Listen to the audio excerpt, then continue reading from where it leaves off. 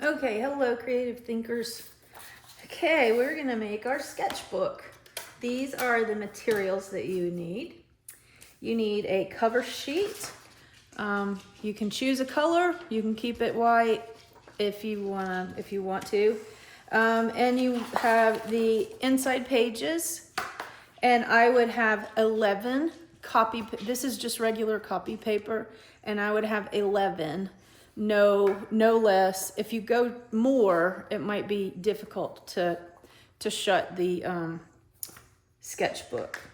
Okay, so we need a stapler, an eraser.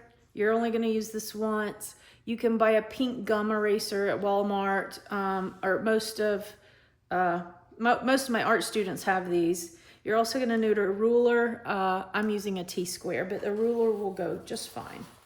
So what we're going to do is we're going to start with a cover sheet, and you just fold it in half, burnish it down,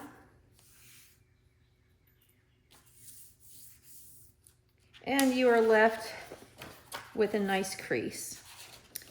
Then what you're going to do is you're going to get your copy paper pages, stack them neatly, and you are going to place the eraser under the center. Okay, so what we're going to do is we're going to put a staple, and we want to line it up perfect with that. So what I like to do is, if you line it up here, your staple is going to be off. So I like to go and make a mark on both sides of my stapler of where I need to line that up. I don't know if you can see that, but I'm going to line this up. You want to make sure your eraser's under there, and then line up both sides, because if you don't, it's going to be wompy, and it still might be. I think that's good. You're going to put one staple in, turn it over, and pull your eraser off. You can use your fingers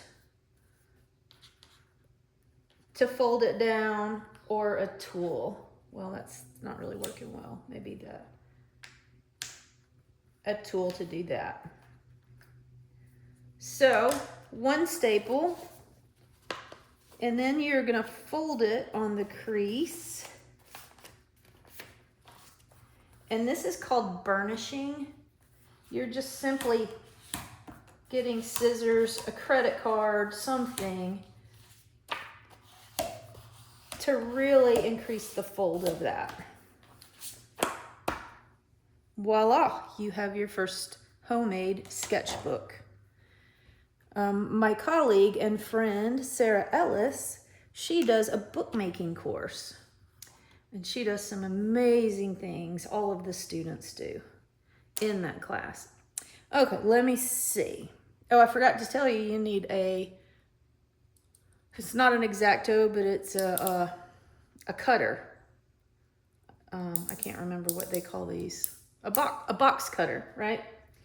Okay, so if you have not used a T-square before, it just makes things a heck of a lot easier than a ruler. What you want to do is get your cutting surface completely square, and then put your T-square up, and now whatever you cut on either side is straight.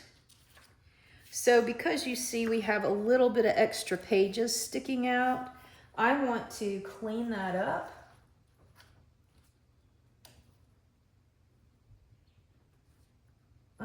What I'm gonna do is I'm gonna put the book up here with the T-square, and then I'm gonna go just to the corner, maybe a little under the corner of my paper. And the thing to this is, be sure to keep your fingers away from the edge. And this is slow. You're gonna score it, is what we call. You're gonna cut it several times. Do not move your T-square, and you do not have to push down on your box cutter because you're letting the sharpness work for you. Now I am putting a little pressure, but if you try to put too much pressure, what's gonna happen? I hold my box cutter this way.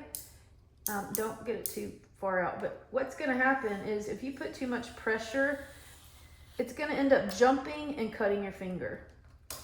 That's happened to many students before.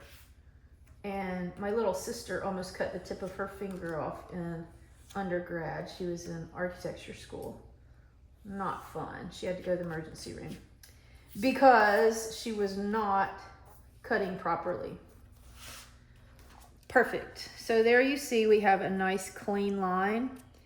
If you had a sander block or a piece of sandpaper, you could run it down the edge just to clean it up a bit, but you don't have to do that. So once again, I'm gonna clean off these edges. Make sure it's square. Doesn't look square. Oh, there we go. Now it is. And once again, we are gonna hold the ruler, mind your fingers, and just score several times. If you pick your ruler up, or if you pick your T-square up, if you put it back down, it's gonna be hard to get in the exact same spot. So just trust the sharpness of your knife and continue to cut. And now I am free of those little pieces of paper. This is kind of wompy. Let me get, hopefully my head's not in the way of you guys seeing. Might have to shoot this again.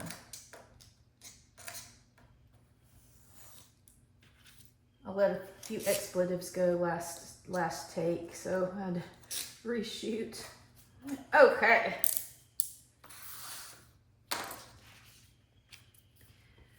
And there you go. You've got your first sketchbook.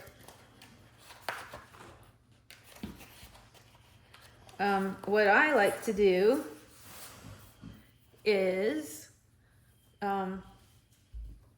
decorate the outside of mine. That's a little watercolor that I did.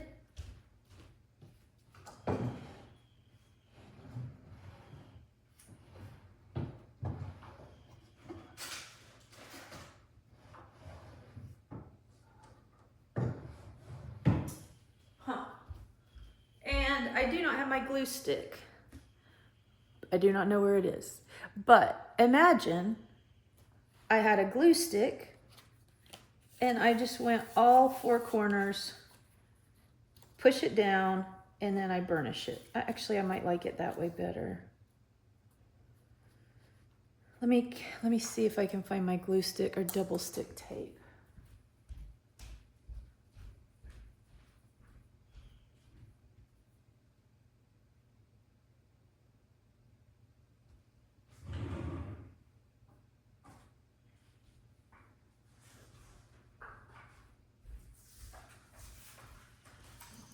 Okay, well this will be kind of a weird one, but we'll see. I couldn't find my glue stick that I bought. However, I have double stick fabric tape. So sometimes you just gotta use what you got, right? We'll see how it works.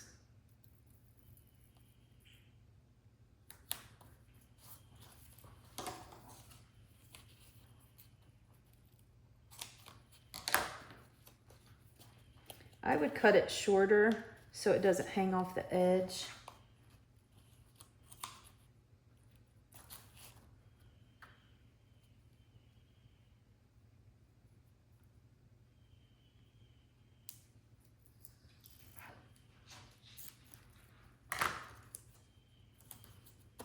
I would also go with just a couple. I would maybe do it closer to the corners.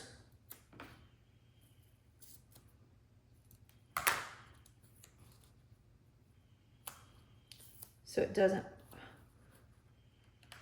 fly up. Oh, that's my dog. That's my dog Moose. Moose is huge, and he is. Hey, hey. Mom's teaching. Shh. He's scared of his own shadow. It's my old man Moose. Okay.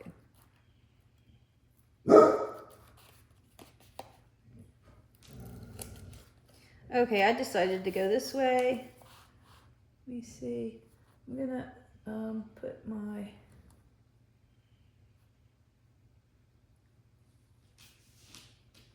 and artists normally have more room at the bottom than the top. This just cleans it up a bit. As you can see, this corner I didn't put any tape in, so it's lifting up. So just keep that in mind when you use your glue stick or your fabric double stick tape. And now you're ready to start journaling. Have fun. You could also make these as a gift for your friends. You could cut it in half.